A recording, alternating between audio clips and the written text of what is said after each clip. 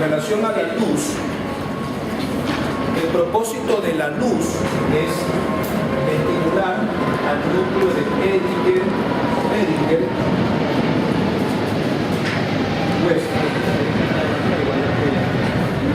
Edinger-Westphal. Edinger-Westphal es la representación central de lo que cuando él se excita periféricamente, la respuesta de él lo va a hacer el ganglio ciliar. Entonces repito, Westphal o Edinger-Westphal, que es la parte parasimpática del núcleo del motor ocular común, se encarga de la constricción pupilar, pero este es un fenómeno central que debe ser periférico, debe hacerse periférico para realizar la respuesta, obviamente periféricamente hablando.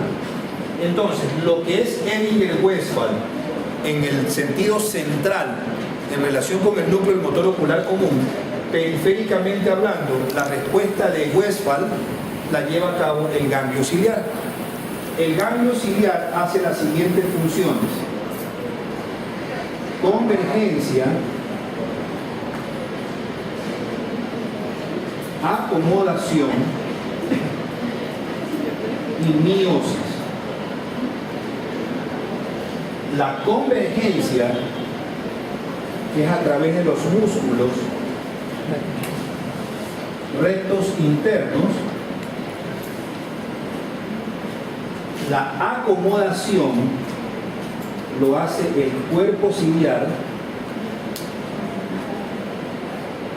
y la meiosis lo hace el esfínter del iris o pupilar.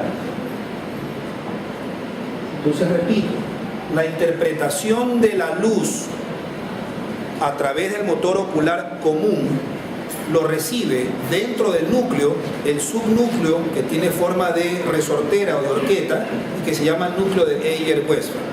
Edinger-Westphal es la representación parasimpática en relación con la constricción de la pupila frente al reflejo luminoso.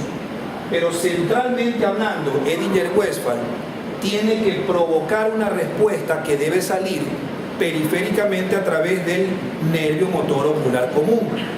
Y esa respuesta debe ser recibida desde el núcleo de Edinger-Westphal hacia el ganglio ciliar. Por lo tanto, las fibras que salen del núcleo de Edinger-Westphal hacia el ganglio ciliar serán las fibras preganglionares parasimpáticas. Y las que salen del ganglio ciliar serán las fibras postganglionares parasimpáticas. Esas a su vez van a provocar la convergencia, la acomodación y la meiosis. La convergencia es a expensas de los músculos rectos internos o rectos mediales. La acomodación es el abombamiento del cristalino para protegerse de la luz que está entrando. Mientras más luz entra, el cristalino se abomba más para permitir, por decirlo de esta manera, una menor entrada de luz y que la entrada de luz no sea tan dramática. Cuando el ligamento suspensorio que suspende, valga la redundancia, de cristalino se rompe o se pone laxo por la edad, lo convexo no es tan notorio, y esto se ve en personas mayores después de los 70 o 75 años, y en vez de tornarse muy biconvexo, lo que hace se torna menos biconvexo, y por lo tanto permite una mayor entrada de luz, y la discriminación de luz es mucho más obvia en una persona anciana. En una persona joven es mucho mejor porque el ligamento suspensorio cristalino está relativamente normal. Y por último, la meiosis, que es la constricción de la pupila a partir del esfínter pupilar o esfínter del iris. Ahora, pongan el gráfico que pusieron hace un rato, el grafiquito. Entonces, vamos a hablar de las tres cositas que puse hace un rato. Viene la luz, la recibe la retina, lo cruza, va por las hemirretinas nasales, va por las hemirretinas temporales, la hemirretina nasal de acá, se cruza,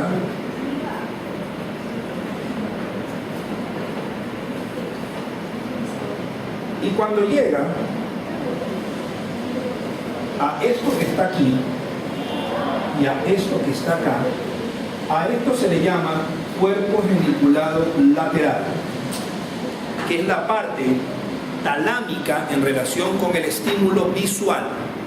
Entonces, viene la retina, recibe la información de los campos visuales, se cruza girando en el sentido de las manecillas de reloj, exactamente 180 grados, las hemiretinas nasales cruzan en el quiasma, las hemiretinas temporales se van de largo por el quiasma, y las hemiretinas nasales del globo ocular derecho más las hemiretinas temporales del globo ocular izquierdo van por la cintilla óptica, lo mismo hacen las del otro lado, y llegan a los cuerpos geniculados laterales.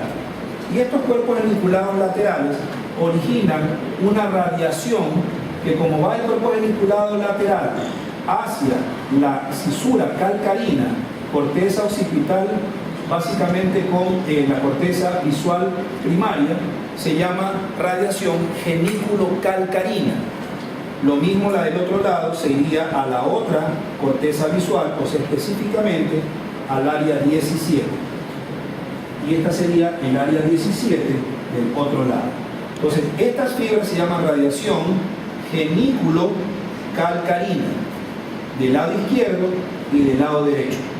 Esas radiaciones genículo-calcarinas del lado izquierdo y del lado derecho, no lo suelen referir así los textos, lo que hacen es mandan una eferencia larga que parte de la corteza occipital o estriada o visual primaria y se dirige a los campos oculares frontales de un lado y a los campos oculares frontales del otro lado. ¿Sí? O sea, campos oculares o visuales, retina, nervio, quiasma, cintilla, cuerpos geniculados laterales, se va para atrás, acá atrás, corteza occipital o circunvolución occipital o corteza estriada o corteza visual primaria, y de aquí, desde el área 17, se cruza ¿a qué área? Al área 8, o sea, a las cortezas básicamente de los campos oculares frontales. Y desde aquí viajan las fibras que les dije hace un rato que son las corticotectofrontales. ¿Sí? Entonces salen de aquí y bajan directamente a los tubérculos cuadrigémenos superiores. A esas fibras también se le llama corticófugas o corticofugas. Corticofugas. Salen de aquí, cruzan acá y bajan de nuevo a los tubérculos cuadrigémenos superiores. Pero también bajan precisamente al núcleo del motor ocular común. Y cuando bajan al núcleo del motor ocular común, sinaptizan específicamente en los subnúcleos de los rectos internos o medios. ¿Con qué propósito? Si yo a alguno de ustedes lo siento aquí y yo me le acerco con este lápiz o con este marcador hasta llegar más o menos a esta distancia o el doble de esto en relación con la mitad o la parte nasal, a medida que yo voy acercando esto hacia la línea media nasal de los ojos se van para adentro. Esta es la causa de por qué se van para adentro. Entonces lo que pasa es que sencillamente este estímulo, que no es luminoso, sino visual, a eso se le llama convergencia ocular. Y es normal. Eso sucede cuando algo desde lejos, y mientras más lejos está, aunque ustedes no lo noten, mientras más lejos está algo, la musculatura abductora significa los rectos externos, me sacan ambos globos oculares hacia afuera, valga la redundancia. Claro que no es muy notorio como que para que parezcan cangrejos, pero más o menos la idea es que mientras más se aleja algo, los abductores funcionan un poco más y los ojos se van ambos para afuera. Pero a medida que lo lejano, que ha hecho que los ojos se tornen abductores al máximo, a medida que se me va acercando, ya lo abductor pasa a ser aductor y los ojos se van para adentro. Eso se llama reflejo de convergencia.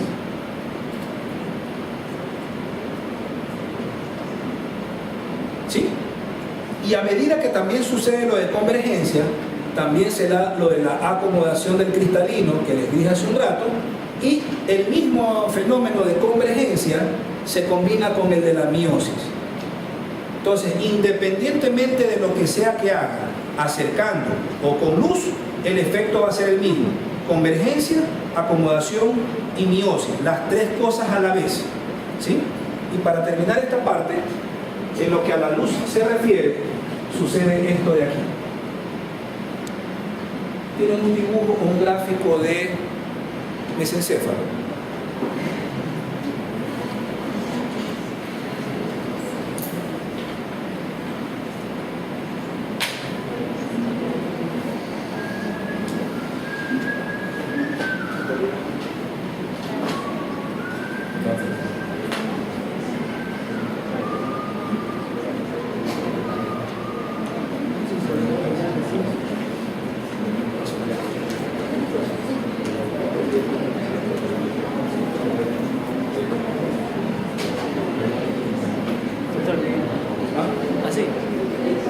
No, hay uno que es como un esquema, ese. Ya.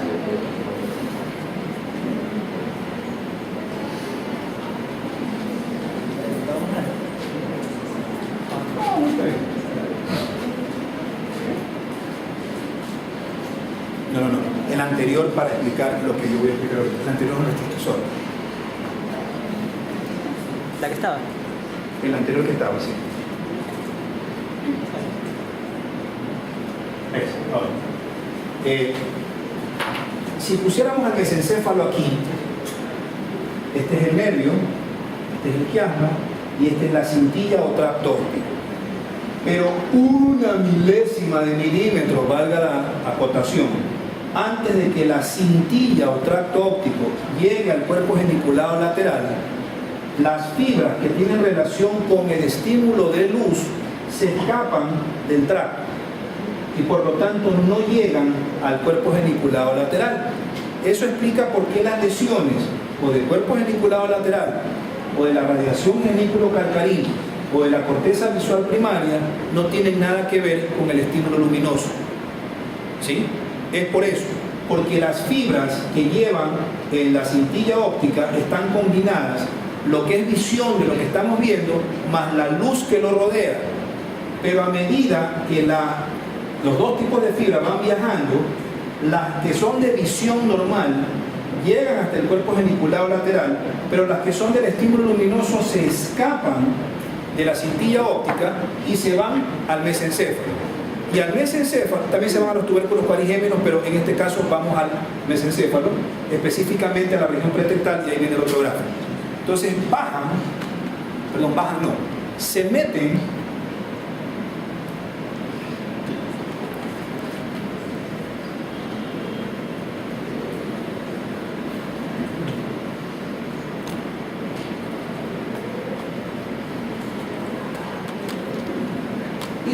en la región pretectal. Entonces imaginémonos que este señor de aquí sería las fibras que de la cintilla óptica atraviesan esto, ¿sí?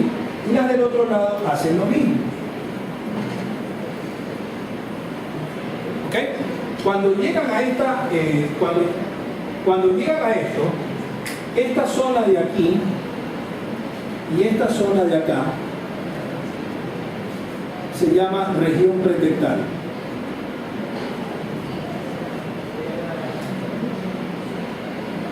Entonces, las fibras que llegan, imaginémonos que este es el lado izquierdo y este es el lado derecho, las que van del lado izquierdo sinaptizan aquí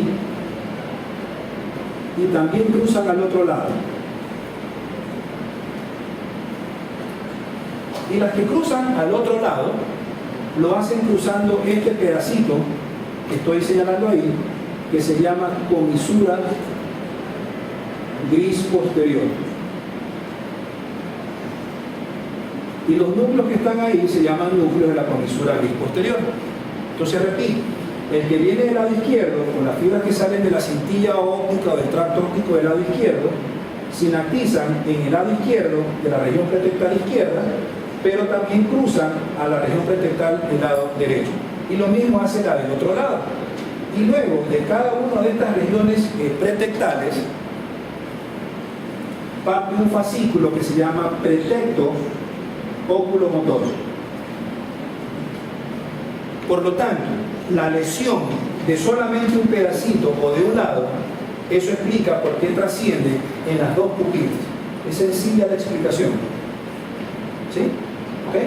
Porque la del lado izquierdo o la del lado derecho, independientemente de cómo diablos entre, va a llegar al mismo lado, pero también se va a cruzar al del otro lado. Eso hace que la lesión, ya sea de la cintilla óptica del lado izquierdo, o la cintilla óptica del lado derecho, del nervio óptico del lado derecho, o del nervio óptico del lado izquierdo, no importa, pero la lesión va a ser en ambas pupilas. ¿Sí? ¿Alguna pregunta? No. Y para terminar esta cuestión, cuando hablábamos la clase pasada de oculomotilidad, ahorita se apagan esto un ratito. La oculomotilidad, en el caso de la supraversión y de la infraversión ocular, es con los globos oculares hacia arriba, supraversión, y con los globos oculares hacia abajo, o infraversión. Los músculos que actúan en la supraversión ocular son el recto superior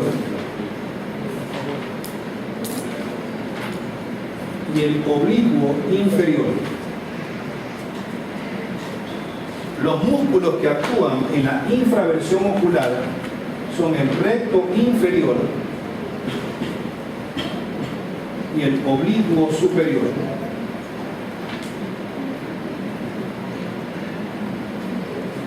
¿Sí? Entonces vamos a dirigir mis ojos para arriba. O sea, el primero. Pero ¿cuál es el núcleo o el complejo nuclear o el centro nuclear de la mirada hacia arriba? ¿Cuál es? ¿Cuál es el control nuclear o el centro nuclear de la mirada hacia arriba? El núcleo intersticial rostral del fascículo longitudinal medial, pero en su parte lateral. ¿Sí? Ok. Vamos a poner de un lado y del otro lado, núcleo intersticial rostral del fascículo longitudinal medial en su parte lateral. Y esto de aquí va a ser ¿qué cosa? La línea media. El núcleo intersticial rostral del fascículo longitudinal medial, imaginémonos que este es el globo ocular derecho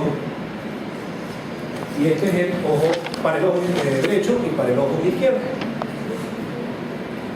Las fibras de este y de este salen de cada lado y cruzan la línea media en la comisura gris posterior. Las del lado izquierdo también hacen lo mismo, cruzan la línea media en la comisura gris posterior. Y esto que está aquí se llama comisura gris posterior. Para distribuirse en quién, qué músculo les dije hace un rato que van a movilizar el globo ocular o los dos globos oculares hacia arriba. ¿Cuál es el recto superior? Inervado por músculo recto superior por el tercer par craneal. Músculo recto superior de un lado y músculo recto superior del otro lado. ¿Y el otro músculo cuál es? El oblicuo inferior. El oblicuo inferior de un lado y el oblicuo inferior del otro lado. Entonces hace esto y hace esto. Y termina también haciendo esto y esto. Vamos a poner dos ojitos abajo y vamos a dirigirlos para arriba. Dos ojitos abajo y vamos a dirigirlos para arriba. ¿Sí? El músculo recto superior, ¿qué hacía? ¿Quién se acuerda?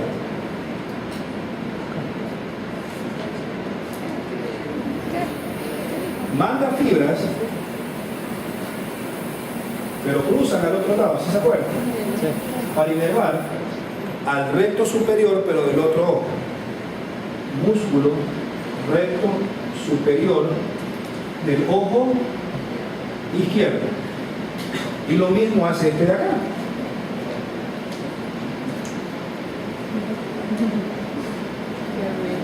Músculo recto superior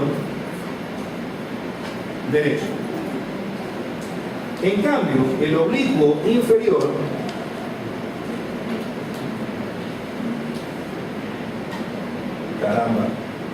hace lo mismo pero ipsilateralmente. Va al músculo oblicuo inferior del ojo derecho y este de acá va al músculo oblicuo inferior del ojo izquierdo. ¿Sí? Por lo tanto, asuman por lógica que las lesiones de comisura gris posterior, les pongo un ejemplo, la dilatación aneurismática de la vena de Galeno, los crecimientos de la glándula pineal, los pinealomas, los tumores de tercer ventrículo, la hipovitaminosis a predominio de vitamina B12, el VIH, el HTLV1, las dilataciones del tercer ventrículo y otras patologías como sífilis, etcétera, etcétera, casi siempre lesionan la comisura gris posterior. Y si algo lesiona la comisura gris posterior, por lógica, al lesionarse, no solamente se lesiona ¿qué cosa?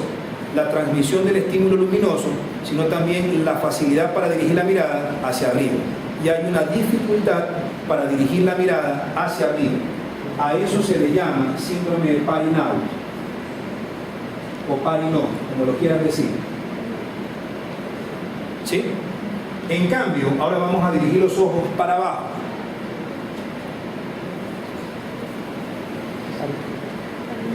Y al utilizar ¿a quién? ¿O a quién utilizamos para dirigir los ojos hacia abajo? Al mismo núcleo, pero en su parte medial. Entonces vamos a utilizar al núcleo intersticial rostral, el fascículo longitudinal medial, pero en su parte medial del ojo derecho,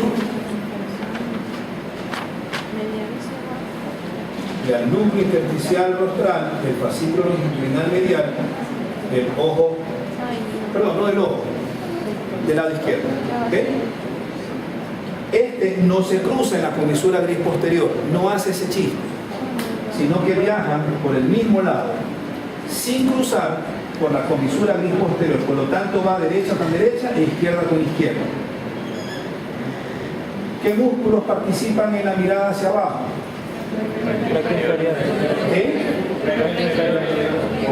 El recto inferior, músculo recto inferior, que lo inerva el tercer par craneal, y al músculo recto inferior, que también lo inerva el tercer par craneal. Pero también, ¿quién más? El oblicuo superior, que lo inerva el patético, que lo vemos ya en la próxima clase. O sea, el cuarto par craneal y el cuarto par craneal del otro lado. ¿Sí? Y vamos a dirigir los ojitos hacia dónde? Hacia abajo.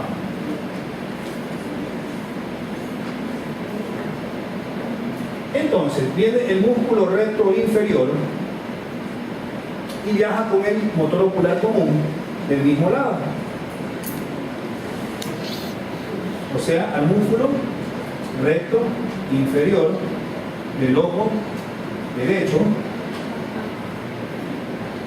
¿Está bien? Sí. Y al músculo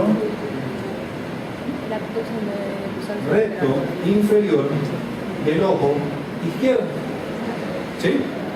Pero el cuarto par cruza también cuando nace el nervio como patético propiamente dicho. Hace lo mismo que ¿quién? Que el subnúcleo del músculo recto superior y hace eso.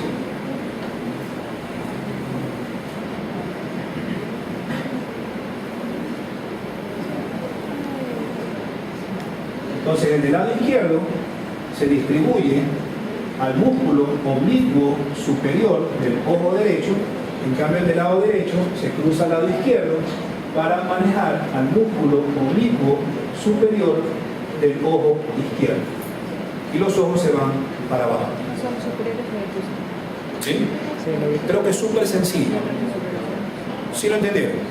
Ok, nos quedamos ahí y terminamos mesencéfalo la próxima clase y 4 personas para cerebelo.